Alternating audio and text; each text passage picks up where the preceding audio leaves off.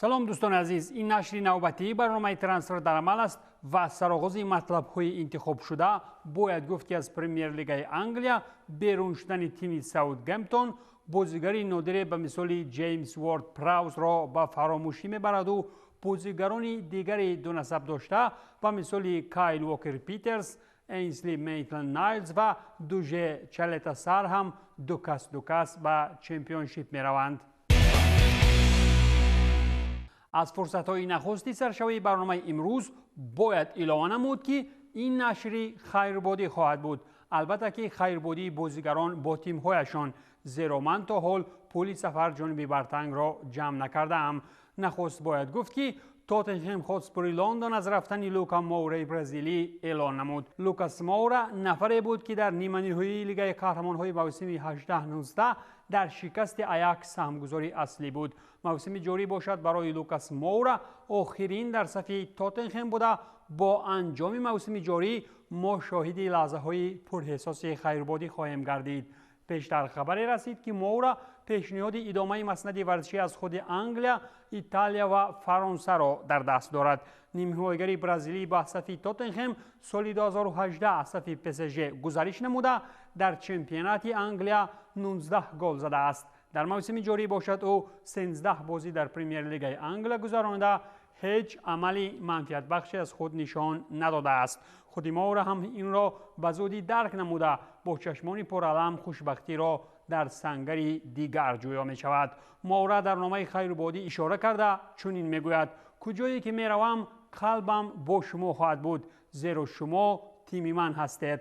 از جانب دیگر اگر چقدر اندیشه کنیم، با وجود داشتن گلزن افسونکاری به مثال هری کین برای این حمله‌ور 30 ساله، هرچند که از وطن پله هم باشد، در صف اساسی تاتنهام به قول خوراک نیست. لوکاس مورا اگرچه از تاتنهام رفتنی است، از تیم یورگن کلوپ باشد یک باره 4 بازیگر جام دانغون میکنند. زیرا لیورپول رسما از رفتن روبرتو فرمینو، نبی کیتا، جیمز میلنر و الکس اوکسلید چمبرلین اعلان نمود. کل این بازیگران جانب مرسی سایدی سرآغاز تابستان جاری از ورزشگاه انفیلد کنار می روند.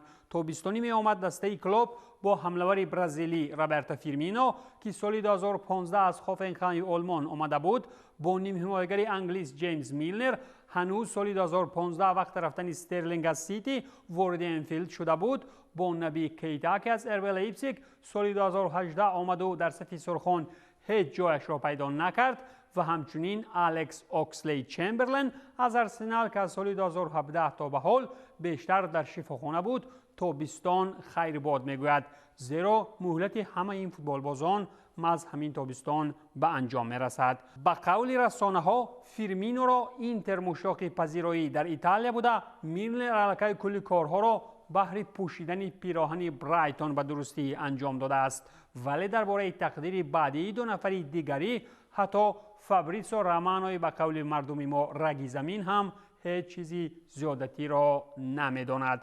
وقتی در میدان بودن این بازیگران باشد، لیورپول غالب چمپیونات انگلیا، لیگ چمپیون ها، جام و سوپر جام انگلیا، سوپر جام اروپا، جام لیگ انگلیا و چمپیونات باشگاهی جهان شده.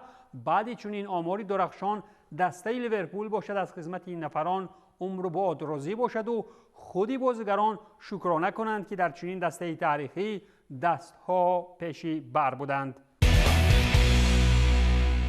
از سخنسری بهترین و جالبترین چمپیونات فوتبالی میگذریم به تاریکترین بازی‌های فوتبالی 11 نفره. دقیق‌تر بگوییم سخن درباره فوتبال روسی می رود و در لیگ یکم الکساندر گریگاریان مربیگی دسته کوبانی کراسنودار را به گردن گرفت. شرطنامه با متخصص 56 ساله ارمنی تبار تا آخر موسم جاری بوده. در این وظیفه او اندری ساسنیسکی را عوض نمود. شامل استادی مربیان الکساندر گریگاریان همچنین یوگنی وارلاموف، حسن مامتوف و یوری شیشکین می شوند. پیشتر گریگاریان دسته بانوان سسکا را تمرین میداد. پیش از این باشد الکساندر مربی دسته های چون تامبوف، لوچ، انژی، توسنو و خیمکی بود. جایکار اخیر مربی دسته فوتبالی مدیوی مچ تیوی بود که او آنجا تنها 2 ماه کار کرده بود. تیم کوبان باشد عین حال مقامدار زینه 15 جدول لیگ یکم با کسب 33 گل در 31 بازی بوده. هدف اساسی گرگریان هم هرچی بالا بردن دسته است در خانه جدول است. اگر که با مربی سابق دسته مچ این کار باور کرده باشند، پس میتوان گفت که هرچی شدنش ممکن است. بارسلونا باشد هرچند که با استقبال از قهرمانی در لالیگا از پیامدهای برآمدن از قهر بوران را به همگان درک داد، ولی کارهای پس پردگی راهبران پیشینشان باز هم جانب بلاوگرانا را به گرداب ناکامی و ناامیدی میبرند. اگر دقیق‌تر به عمق مسئله رویم، باید گفت که پروکراتورا عوض‌کنی سیلسن و نتو میان بارسا و والنسیا را مورد تحقیقات قرار میدهد. سابق نایب پرزیدنت والنسیا گیا اظهار نمود که جانب‌ها در وقت این ارتباط به عمل‌های غیر قانونی راه دادند. ارتباط نتو و یاسپر سیلسن بین والنسیا و بارسلونا سال 2019 صورت گرفته. در نتیجه فروش نتو والنسیا 26 میلیون یورو کار کرد و بارسلونا باشد 35 میلیون یورو از برای سیلسن به دست آورد. هنوز ماه ینوری سال 2022 سابق نایب پرزیدنت والنسیا میگل سوریو با پروکراتورا با شکایت در مناسبت مالک والنسیا پیتر لیما و راهبران دیگری باشگاهی مراجعت نمود و همچنین اظهار کرد که هر دوی جانب‌ها وقتی وضع‌کنی نتو با سیلسن نشاندادهای اقتصادی خویش را به طور قلبکی دگرگون ساختند و می‌خواستند که ضررهای مالیوی را کم کنند. در عریضه شکایتی خویش سوریو از لیما پرزیدنت باشگاه لایخونچان، سابق پرزیدنت دسته امادئو سالوا، اگنت جورج مندش را یادآوری نموده این نفران را در جنایت‌های متشکل از زمره حسابات دهی بر دروغ، راهبری کنی غیر وجدانی و رشوه ایبدار می‌کند. پروکراتورا باشد عین زمان تفتیشاتی پیش از سودی را آغاز نموده. اطلاع داده می‌شود که پیشتر پروکراتورا علیه سنجش‌های پیشکی را در مورد مسئله‌های نام برده گذرانیده است، اما مرافعه سودی آغاز نشده بود. از جانب دیگر عیبنامه اگر اساسناک بودن خویش را بعد تفتیشات پیدا کرده تواند، این هم درد سوخته بالای نمک‌آب برای بارسلونا خواهد بود. بعد که ارسنال هم در موسم جاری چمپیونات انگلیا به قول شیر شده بود، در ردیف PSG یکی از فعالترین ها در بازار شده است و گفته می شود که این مورد به وست هم یونایتد 92 میلیون پوند از برای رایز پیشنهاد می کند و این هم مبلغ رکوردی برای تیم خواهد بود. از روی معلوماتی تلگراف، ارسنال آماده است که به خاطر به دست آوردن این حمایتگر وست هم یونایتد از بر 92 میلیون پوند استرلینگ گذرد و تیم فعلی دکلان رایس باشد می‌خواهد که قسمت بیشتری پول گزارش به طور نقدی پرداخته شود. نوابسته از اشتیاق منچستر یونایتد نسبت رایس در ارسنال باور دارند که تابستان می آمد نیم حمایتگر را به دست آورده می‌توانند.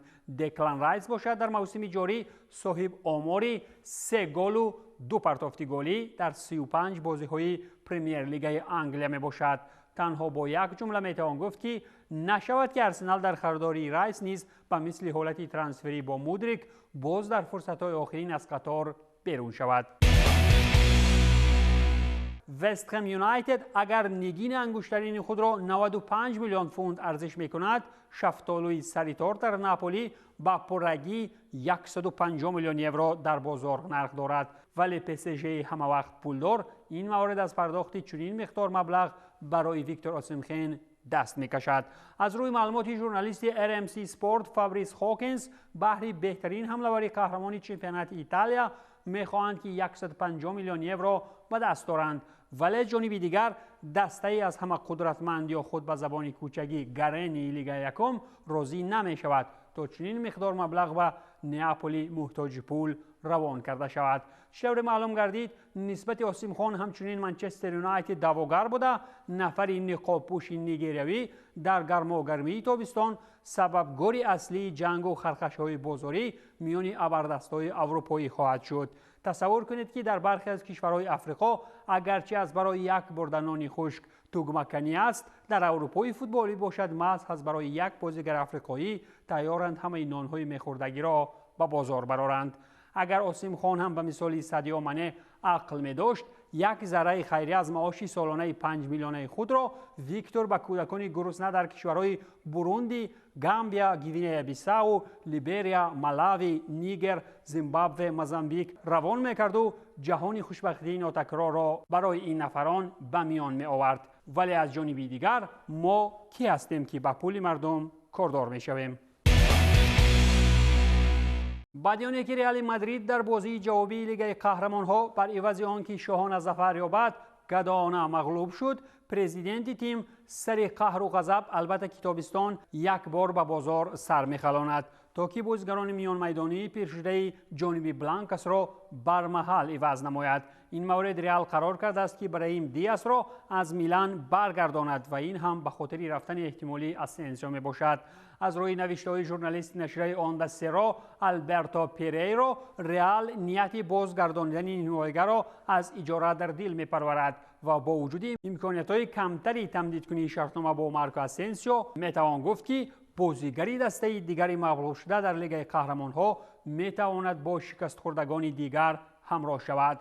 با ابراهیم شرطنامه نو امضا کرده می شود که تا سال 2027 مهلت خواهد داشت و میتوان گفت که در صورت پررد جوانی شوی هیئت دسته شاهانه یا با خون گرم همه را مغلوب میکنند و یا که در جوانی به پرگی غرق شرمندگی شده طریق اجاره از تیم باز گریزان خواهند شد.